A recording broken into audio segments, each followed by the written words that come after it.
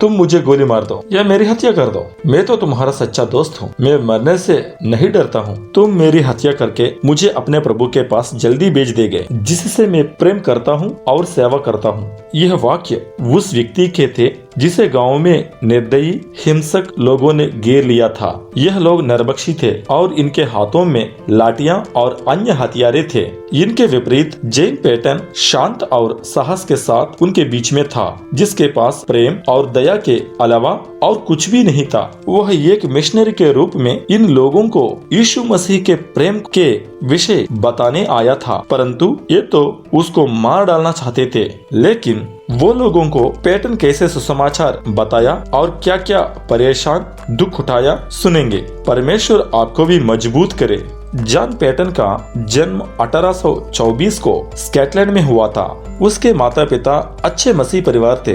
उनके घर में एक कमरा था जिसे पवित्र स्थान कहते थे। पैटन के पिता दिन में 3 बार इस कमरे में जाकर अपने परिवार, स्कॉटलैंड तथा विश्व के लिए परमेश्वर से प्रार्थना करते थे। उसकी माँ भी एक मजबूत विश्वासी थी। पैटन इसको कभी भी नहीं भूल पाया। पैटन जब 12 वर्ष का हुआ तो अपने पिता के व्यवसाय में उनकी सहायता करते हुए यूनानी तथा लातिनी भाषाओं को सीखने लगा। उसने उन औजारों और मिशनों के बारे में सीखा जो बाद में मिशनरी बनाने पर उसके लिए सहायक हुई। जॉन पैटन पहले ही यीशु मसीह को अपने उद्धारकर्ता के रूप में ग्रहण कर चुका था तथा उसकी तीव्र लालसा थी कि वह सुसमाचार का सेवक बने। ग्लासगो शहर में उसे प्रशिक्षण पाने का अवसर मिला और वह घर से कॉलेज चले गया। ग्लासगो शहर में जीवन आसान नहीं था। पैसा के लिए स्कूल में पढ़ाने लगा। उसने ग्लासगो शहर में सिटी मिशन के साथ नगर की निम्न जाति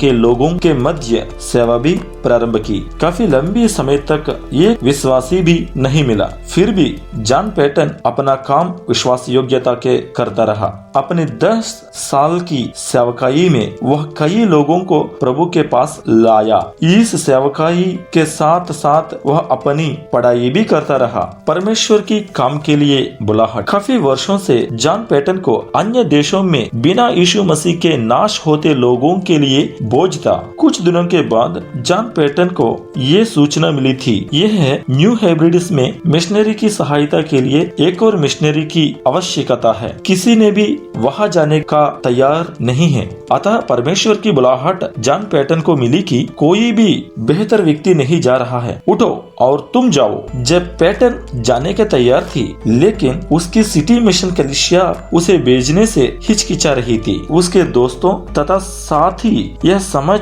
नहीं पा रहे थे कि जॉन पैटन क्यों यह सेवकाई को छोड़कर ऐसा देश में जा रहा है जहाँ के लोग नरबक्षी हो। एक बुजुर्ग ने कहा, मत जाओ जवान, वहाँ जाना खतरनाक है, वह नरबक्षी लोग तुमको खा जाएंगे। जॉन पैटन ने मुस्कुराते हुए कहा, आप तो अपनी जीवन जी चुके और शीघ्र ही कब्र में चले जाओगे जहाँ पर कीड़े आपको खा जाएंगे। यदि प्रभु की सेवा करते तथा उसकी महिमा करते हुए मेरी मृत्यु होती है तो इससे कोई फिक्र नहीं पड़ता है कि मैं कीड़ों द्वारा अथवा नरबक्षियों द्वारा खा लिया जाऊं। जॉन पैटन के माता पिता तैयार थे कि वह अपने जीवन में परमेश्वर की अगुवाई में चले। इस प्रकार से जॉन पैटन ने अपनी नवविवाहित पत्नी के साथ 34 वर्ष की उम्र में समुद्री यात्रा प्रारंभ की। न्यू हेब्रिडिस के बीच नरबक्षियों के बीच में सेवकाई शुरुआत। ये न्यू हेब्रिडिस द्वीपों का एक समूह जो ऑस्ट्रेलिया महासागर क्षेत्र में उपस्थिति है।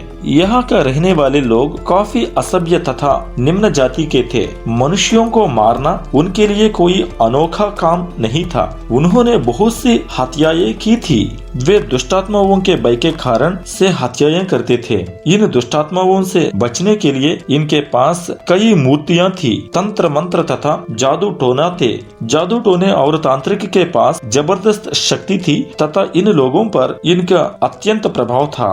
इनको स्वाभाविक मृत्यु मृत्यु का कोई ज्ञान नहीं था। ये लोगों के बीच में जब पति की मृत्यु हो जाती थी तो उसकी विधवा का गला घोंट कर उसके पति की कब्र में दफना दिया जाता था। ये लोग बुजुर्गों को भी बोझ समझकर एक साथ मार दिया जाता था। वे दुष्टात्माओं तथा पूर्वजों की आत्माओं के पूजा करते थे। इन लोगों के कभी भी यीशु मसीह के विषय में नहीं सुना था। ऐसे लोगों को सुसमाचार सुनाने के लिए मसीह मिशनरी गए। प्रथम कुछ मिशनरियों को यहाँ पहुँचते ही एक साथ मारकर इन लोगों द्वारा खा लिया गया। अन्य मिशनरी जो गए था तो मार डाले गए अथवा भागने को मजबूर हो गए। परंतु जब जॉन पैटन वहां पर पहुंचा तो वहां पर दो मिशनरी दंपतियां विरोधों तथा कठिनाई से सेवा कर रहे थे तथा उनके पास कुछ मन परिवर्तन लोग भी थे। आमीन, परमेश्वर को महिमा हो। हाइब्रिडीज में टन एक द्वीप था।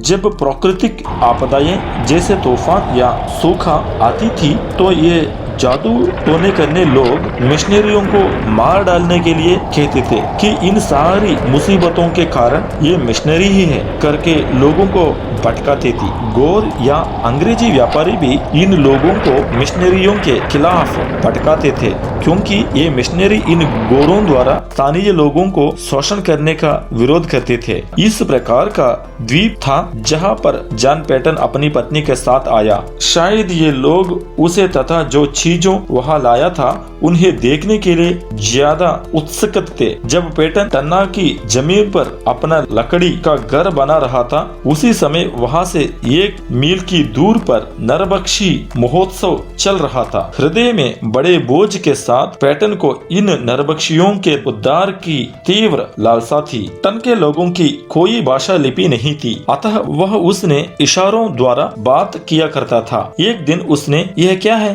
तथा तुम्हारा नाम क्या है के लिए स्थानीय शब्दों को खोज लिया। इन 2 प्रश्नों को बार बार पूछकर उसने लोगों तथा वस्तुओं के नामों को सीखा। तब अन्य शब्दों को सुन सुनकर धीरे धीरे उसने भाषा सीखी। टन्ना द्वीप में जॉन पैटन परिवार को परीक्षाएं। टन्ना में पैटन दंपति के यह पुत्र ने जन्म लिया। इस बेटे के जन्म पर बड़ा आनंद हुआ परंतु 3 सप्ताह बाद ही गंभीर ज्वर के कारण मां की मृत्यु हो गई तथा उसके 1 सप्ताह बाद बच्चा भी मर गया। पैटन स्वयं भी बीमारी पड़ गया परंतु इसी हालत में उसने स्वयं कब्रें खोदी और अपनी पत्नी तथा बच्चे को दफनाया। पैटन का दुख बहुत गंभीर था परंतु ऐसे में उसने कहा यदि यीशु मसीह मेरे साथ नहीं होते तो मैं पागल हो गया होता। टन्ना द्वीप में कार्य करते हुए उसका जीवन निरंतर खतरों में बना रहा। कई बार जब वर्ष नहीं होती या बीमारियां आ जाती तो इनका जिम्मेदार पैटन को ही ठहराया जाता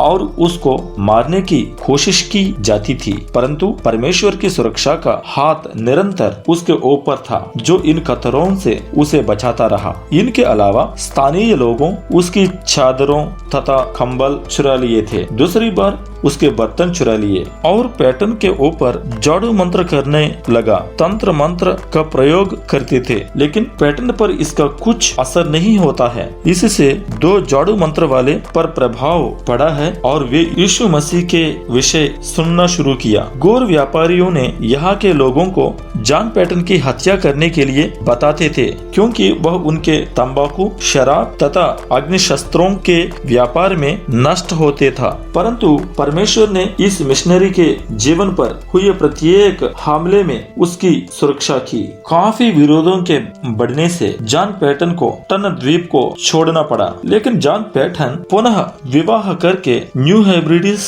का दूसरा द्वीप में चले गया परंतु इस बार यह अनीव द्वीप को गया। उसे यहाँ पर अच्छे से स्वीकार किया गया तथा कार्य बढ़ने लगा। एक बुजुर्ग मुखिया का मन परिवर्तन हो गया। लोगों को कपड़े पहनाना सिखाया गया। एक बार पैटन ने लकड़ी के टुकड़े पर कुछ लिखकर मुखिया के द्वारा अपनी पत्नी के पास भेजा जिसे पढ़कर उसकी पत्नी ने मुखिया के हाथ वह सामान भेज दिया जो उसने मांगा था। अनपढ़ मुखिया इस बात से आश्चर्यचकित हो गया कि इस गैर शिक्षक ने लकड़ी के टुकड़े को बोलना योग्य बना दिया, जिससे लोगों को बताया जा सके कि वह क्या चाहता है। पैटन ने धैर्य के साथ इस मुखिया को बताया कि उनकी पत्नी ने जो कुछ लकड़ी पर लिखा था उसे पढ़ लिया था। बस इस प्रकार से उसने लोगों को पढ़ना लिखना सिखाया। अनीव एक छोटा द्वीप था जो 7 मील लंबा तथा 2 मील चौड़ा था और यह संपूर्ण द्वीप प्रभु यीशु के लिए जीत लिया गया। यह सब सफलतापूर्वक एक कुएं की खुदाई के द्वारा से हुआ। अनीव में पीने के साफ पानी का अभाव था, अतः पैटन ने प्रार्थना की तथा कुआं खोदना शुरू किया। यहाँ के स्थानीय लोग समझ नहीं पा रहे थे कि जमीन के नीचे से कैसे वर्ष हो सकती है। वे लोग कुएं के पास जाने से डरते थे, अतः एक दूसरे का हाथ पकड़कर वे एक एक करके झांक कर कुएं के पानी को देखने लगे। पैटन ने उनसे पानी छकने को कहा। मुखिया ने पानी को लेकर खिलाया, उसको छुआ और फिर छक कर जोर से कहा, यहोवा ही सच्चा परमेश्वर है, क्योंकि पैटन ने उससे कहा था कि यहोवा ने जो पैटन का परमेश्वर है यह पानी दिया है। तब मुखिया ने सबको आदेश दिया कि वे सब मिशनरी के पास अपनी अपनी मूर्तियां ले आए, जिन्हें जलाया अथवा गाड़ा जा सके। इस तरह संपूर्ण द्वीप प्रभु यीशु पर विश्वास ले आया। आमेन, हालेलुया। 1899 में पैटन ने अनीव भाषा में नया नियम छपवाया। इसी वर्ष तक न्यू हेब्रिड्स के 30 में से 25 द्वीपों पर मिशनरी पहुंचे गए थे, जो इन नरभक्षियों को यीशु मसीह की गवाही दे रहे थे। जॉन पैटन अपने वृद्धावस्था में भी परमेश्वर का यह दूत जो नरभक्षियों के मध्य था ने कहा, अपनी मृत्यु होने तक मैं यहाँ कार्य करूँगा। और न्यू हेब्रिड्स में अपने कार्य को उसने जारी रखा। वह या तो ऑस्ट्रेलिया में लोगों से प्रार्थना एवं आर्थिक सहयोग जुटाता अथवा द्वीप में स्वयं कार्य करता रहता था। उसका बेटा तन्ना में एक मिशनरी के रूप में कार्य करने लगा और जिन्होंने जॉन पैटन उसके पिता को यहाँ से निकला था जब वे प्रभु की ओर आने लगे थे। अंत में हजारों की संख्या में इन नरभक्षियों को प्रभु के पास आते हुए देख जॉन पैटन 28 जनवरी 1907 को 83 वर्ष की उम्र में अनंत महिमा में प्रवेश कर गया। अब इन द्वीपों में कई मसीह पाए जाते हैं। परमेश्वर आप सभी को आशीष दे। आमीन।